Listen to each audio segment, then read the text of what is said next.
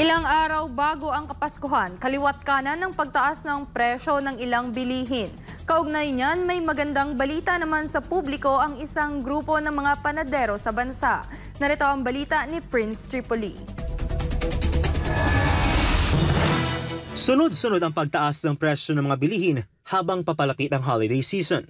Kabilang dyan ang itlog, kung saan nananatiling mataas ang presyo sa kabila ng murang farm gate price. Sa kabila naman ng pananatili ng mataas na presyo nito, hindi ito gaanong iniinda ng mga panadero.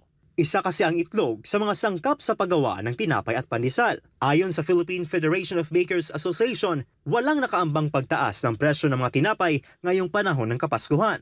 Ani Lucito Chavez, presidente ng naturang asosasyon, makikiisa ang mga panadero sa mga mamimili bilang pagdiriwang sa diwa ng Kapaskuhan. Alam naman natin na tumataas ang presyo ng kakao o kokwa, itong itlog at mga asukal.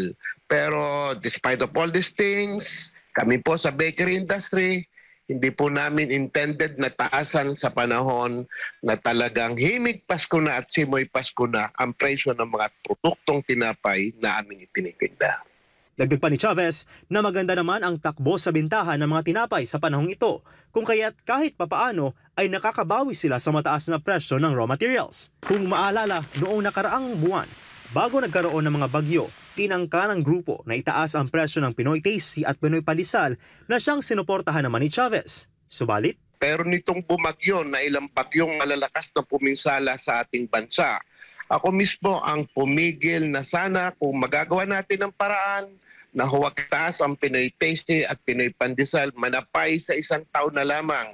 Dahil ang mga baker, kapag mayroong kalabidad ay hindi nagtataas ng presyo ng tinapay at hindi naman nagtagal, siboy Pasko na pagkatapos ng itong kalamidad na ito, karamihan sa mga bakery, maliit at malaki, ay hindi gumalaw sa presyo ng tinapay. Tiniyak naman ni Chavez na kanilang babantayan ang presyo ng mga tinapay para hindi umabuso ang kapwa nila baker. Sa huli, umaasa naman ito na baka sa susunod na taon ay maaaring maaprubahan naman ang kanilang hirit na taas presyo na kanilang isinumite sa Department of Trade and Industry.